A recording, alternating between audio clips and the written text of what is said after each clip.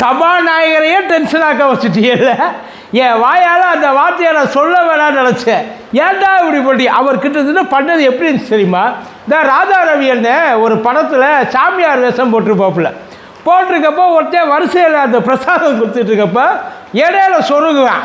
டமக்குன்னு சூடாகி என்ன பண்ணுவாப்புல, போய் வரிசையில் வாடா அப்படிவா. அதுக்கப்புறம் பக்கத்தில் இருக்க சாமி நீங்கள் சாமி அப்படிவா. கிட்டத்தட்ட அதே மாதிரி தான் இருந்துச்சு. எல்லாம் ஒரு லிமிட்டுக்கு தான் ப்ரோ. எதுக்கு இங்கே கூடியிருக்கிறாங்க? உங்கள் அண்ணன் ஏதாச்சும் புது படத்துக்கு ப்ரமோஷன் ஆடியோ லான்ச்சுக்கு வந்துருக்குற அண்ணனை பற்றி அதுவாக இருந்தால் நீங்கள் என்ன வேணாலும் பேசலாம்.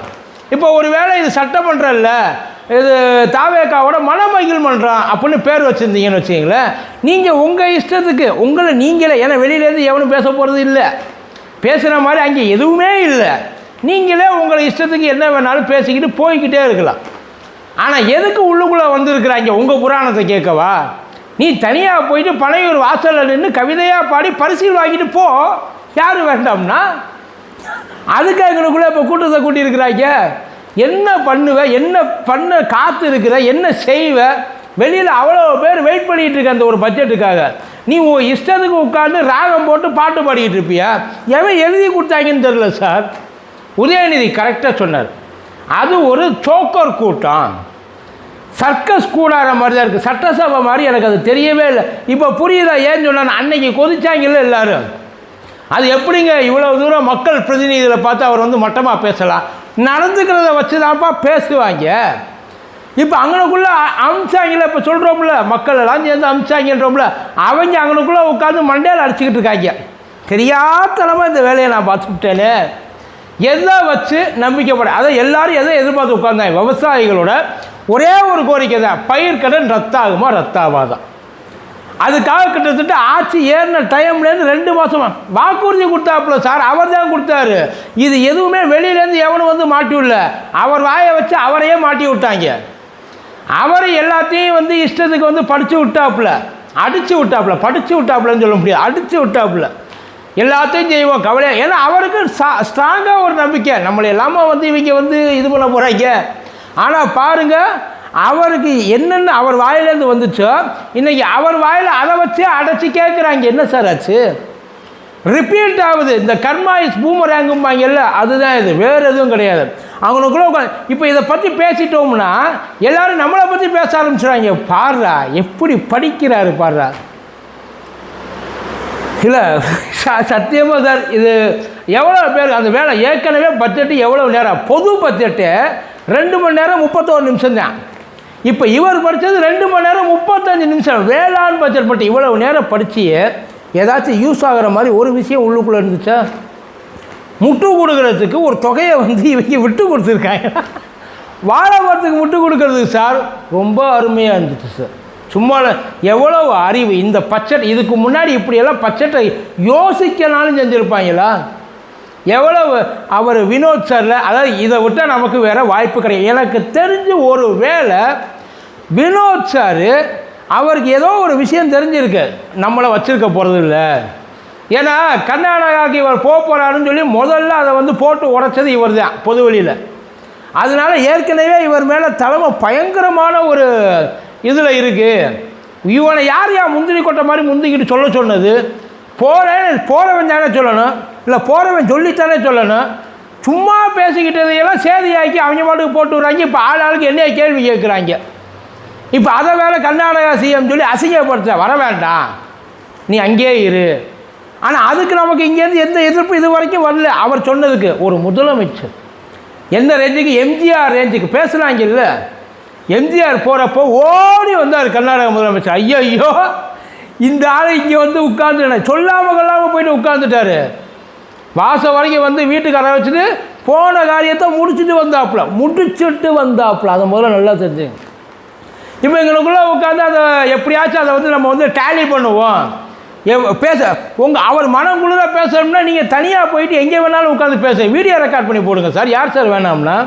சபாநாயகர் இடையில புரிந்து சொல்கிறாரு, வேண்டாம் இந்த வேலையெல்லாம் பார்க்காத, வேளாண் திட்டத்தோட அந்த இது பட்ஜெட்டுக்கு தான் வந்திருக்குத, அந்த வேலையை மட்டும் பாரு, தேவையில்லாத வேலையை பார்க்காத. உள்ளுக்குள்ள ஏன்னா அங்கே இருக்கிறவங்க சத்தம் போட ஆரம்பிச்சிட்டாங்க. எவ்வளவு நேரம் இதையே ஓட்டிக்கிட்டு இருப்ப? இதுதான் பட்ஜெட்டா?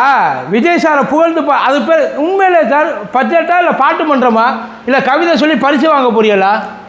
ஸ்கூல் காம்படிஷனில் குழந்தைய பேசுகிற மாதிரி பேசிக்கிட்டு இருக்காப்புல அவர் மாட்டுக்கு பேசுகிறார். எவ்வளோ முடியுமோ அதெல்லாம் வந்து நாங்கள் அதான் என்ன தலைவர், ஒரே தலைவர், வீதில் மறுபடி ஒன்லி ஒன் லீடர். லீடருன்றவங்க தன்னைத்தானே அந்த பைத்தியம் பார்க்குறவங்களாம் சொல்லுவாங்க பைத்தியம்ட்டு. கிட்டத்தட்ட அது அப்படித்தான் இருக்குது. உங்கள் கண்ணுக்கு அவர் லீடராக தெரிகிறாரு, மற்றவன் கண்ணுக்கெல்லாம் எப்படி தெரியாதுன்னு கேட்டீங்க. சம்மந்தப்பட்டவன்ட்ட போய் கேட்கணும்ல. எங்கே இந்த விவசாய பட்ஜெட்டை நீ படிச்சியல்ல, இப்போ வேளாண் பட்ஜெட் படிச்சிங்கல்ல, இந்த பட்ஜெட்டை தூக்கி கொண்டு போயிட்டு ஏதாச்சும் ஒரு விவசாய சங்கத்துக்கிட்ட கொடுத்து பாராட்டு வாங்கிட்டு வாங்க பார்ப்பான். அவங்கள்ட்ட போயிட்டு நீங்கள் ஐயா நீங்கள் சொன்னால் தான் நம்புவாங்க, வேறு யார் சொன்னாலும் நம்ப மாட்டாங்க. விவசாயிகளுக்கு எவ்வளவு பயனுள்ளதாக இந்த வேளாண் பட்ஜெட் இருக்குது, நாங்கள் இதுக்கெல்லாம் மாங்குன்னு மாதக்கணக்கில் உழைச்சி இந்த மாதிரி ஒரு பயங்கரமான பட்ஜெட்டை ரெடி பண்ணியிருக்கோம், போய் சொல்லி பாருங்களேன். அதுக்கப்புறம் என்ன பண்ணுவாங்க, அது அங்கே கிடைக்கிற மரியாதை தான் உங்களுக்கு நல்ல மரியாதை. இவங்க பேச்சையெல்லாம் கூட கேட்க வேண்டாம், இந்த எதிர்கட்சிக்காரங்க பேச்சு, அதுக்கப்புறம் வெளியில் அந்த கட்சிக்காரங்க உள்ளே உட்காந்து பேசுகிறது, வெளில சோசியல் மீடியா, அந்த கருமை எல்லாத்தையும் விட்டு தொலைஞ்சிருங்க. ஏன்னா அவங்கெல்லாம் பொய் சொல்லுவாங்க, வேணும்னு சொல்லுவாங்க. ஒரு வேளை உண்மையிலேயே பட்ஜெட்டு நல்லாவே இருந்தாலும் நல்லா இல்லைம்பாங்க, அதை ஒத்துக்குவோம். இதனால் பயனடைய போகிறது யார்? தமிழ்நாட்டு விவசாயிகள். அந்த விவசாயி எல்லாத்தையும் கூப்பிட்டு வச்சு ஒரு பாராட்டு விழா எடுக்க சொல்லுங்களேன், கேட்போம். பயங்கரமான பட்ஜெட்டு, ஃபயரான பட்ஜெட்டு, ரொம்ப வந்து என்ன சொல்ல, விவசாயிகள்லாம் வந்து கண்ணீர் விட்டு, ஆனந்த கண்ணீர் விட்டு அழுகிற பட்ஜெட்டு பேசுறீங்கல்ல. இது அழுகிற பட்ஜெட்டா அழுகுன பட்ஜெட்டான்னு அவன்கிட்ட போய் கேளுங்க. அவங்க சர்டிஃபிகேட் கொடுக்கணும் சார், எல்லாரையும் சட்டம் சாத்த சொல்லிடுவோம், யாரும் இதை பற்றி பேசக்கூடாது.